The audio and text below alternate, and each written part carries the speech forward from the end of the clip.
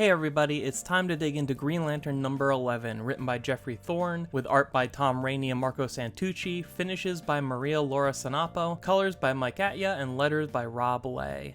It is all-out war on the planet Oa. On one side, you've got Sojourner Mullein and Hal Jordan, both with functional Green Lantern rings. You've got the Justice League, the United Planets, the depowered Green Lantern Corps piloting Iron Man suits, and the Guardians, fresh from their weird stasis death coma.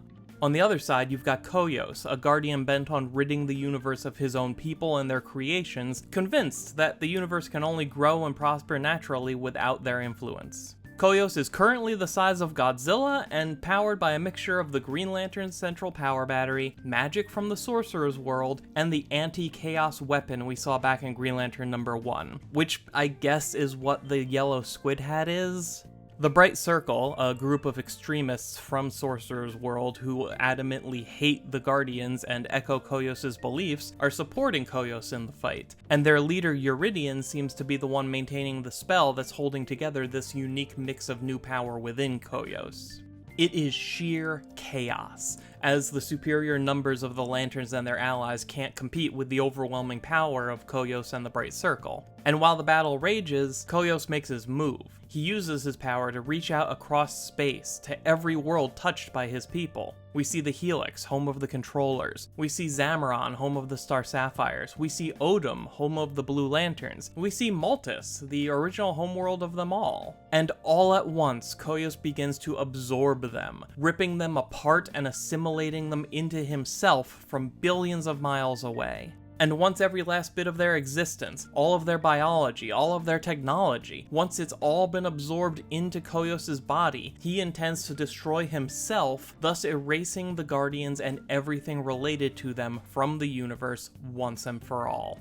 Nimasini, the Guardian who organized the resistance against Koyos, tells Joe that her ring has the ability to stop all of this, to break their trinity, as she put it, and Counselor Fell confirms that Joe's ring was made from a combination of Oan and Quardian designs, specifically to disrupt the combination of powers within Koyos. The only problem is that both Joe and Hal get shot with magic arrows that destroy their rings. But that's okay, because just when it looks like there are no options left, here comes a fully ascended John Stewart, now powerful enough to match Koyos in a fight.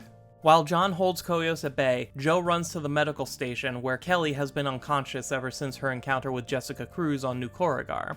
Joe manages to connect with Kelly just enough to release the gauntlet and use its power to deal a decisive, devastating blow to Koyos, destroying the battery in his chest and disrupting the spell holding him together. That's right, now the central battery is destroyed, on page 30 of issue 11.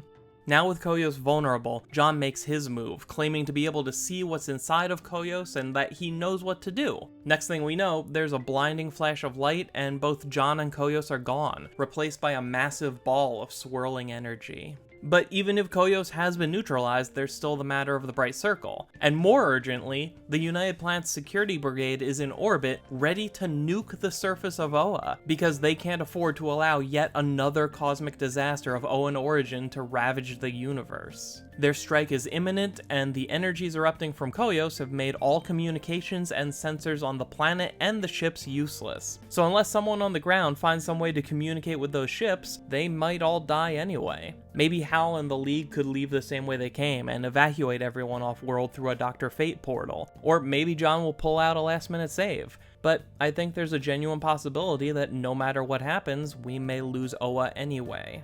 It makes me think that even though they seem to have defeated Koyos, he may end up getting much of what he wanted. Everything the Guardians made is already in ruin. The central battery is actually officially destroyed now. The final 2 functional Green Lantern Corps rings are gone, and this whole situation may be all the reason the United Planets needs to see everything related to the Guardians as a threat. I think it's interesting that John had the chance to challenge Koyos in a one-on-one fight, and to be directly told the beliefs that motivated Koyos to do all of this. Because ultimately it's going to come down to John to decide what comes next. He's more powerful than the Guardians, and he's in a position to choose what form the Green Lantern Corps takes when it's rebuilt. And now would be a fine time to lay a new foundation and make something different. Which lines up nicely with the title of next issue, Nova Lux, or New Light. The title of this issue is Virdis Equus, which translates to Green Knight. This arc ends next issue, and I did not expect to still have so many questions. Like, what is it about Joe's ring that was supposed to destabilize the power Koyos was using? I get that it's the Quardian tech, but why is that important? Maybe it's because Koyos is only supposed to be absorbing Guardian technology, so sneaking in some tech from the antimatter universe of Quard would throw everything off? And does it even matter now that her ring is gone, and John is presumably going to solve the same problem in a different way? I am glad that Joe got a badass moment at the end of the fight, but I really wish it had gone to Simon instead. He's the one who's built a connection with Kelly, and we even saw him successfully appeal to her just like this once before in a previous issue of this arc. I understand wanting to make it Joe, since she's one of the two main leads of the book during this arc, but she and Kelly never laid the groundwork for this kind of trust. Also, I don't know where the gauntlet went, but Joe clearly doesn't have it anymore after that blinding flash of light. It feels weird to say this in the middle of the big climactic battle the whole arc has been building to, but the thing that got me the most excited was a brief glimpse of the planet Odom, the original homeworld of the Blue Lantern Corps. Because there's a blue central battery and a Guardian in white on Odom right now. This is huge. This is a massive step towards bringing back the Blue Lantern Corps, and as far as I know, it's coming totally out of nowhere. The last time we saw Odom was in Green Lantern New Guardians, when the Reach and their army of Blue Beetles overran the planet, forcing the remainder of the Blue Lanterns to relocate to a new homeworld. And while their new homeworld also had a blue central power battery, we never saw them take the one from Odom, so this might be the original central battery that got left behind. Their second central battery, by the way, was destroyed when the being named Relic came to their second homeworld to drain all of their power. And we don't know exactly who this Guardian is, though maybe it's Sade, since John does mention her by name. Either way, I'm very excited by the prospect of bringing back the Blue Lanterns in some form, so I will be incredibly upset if we're being shown a glimpse of their return only for them to be wiped out for a third time. Speaking of other cores being wiped out, Zamaron and the Star Sapphires are in pretty bad shape too. I know Jeffrey Thorne doesn't like there being a ton of lanterns, but come on, this issue came out on February 15th. You cannot wipe out the Star Sapphires, the lanterns powered by love, the day after Valentine's Day. And in the middle of all this, we got a brief aside where Lonar takes one extra moment to allude to the fact that everything he'd been doing with John up to now was only meant to power John up so he could go fight the real threat, which is something entirely separate from Isak and Koyos. So I guess we'll deal with whatever that is later.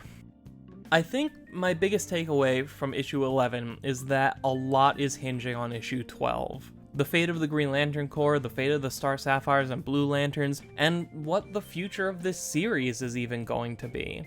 DC has already released its solicitations through the month of May, and instead of glimpses at Green Lantern number 13 and 14, we got nothing. No sign of any Lantern books for 2 months after this arc ends next issue. A lot of people look at that, and the fact that John Stewart seems to be among the characters dying in the April issue of Justice League, and think that means bad news for Green Lantern as a series, but I don't really think so.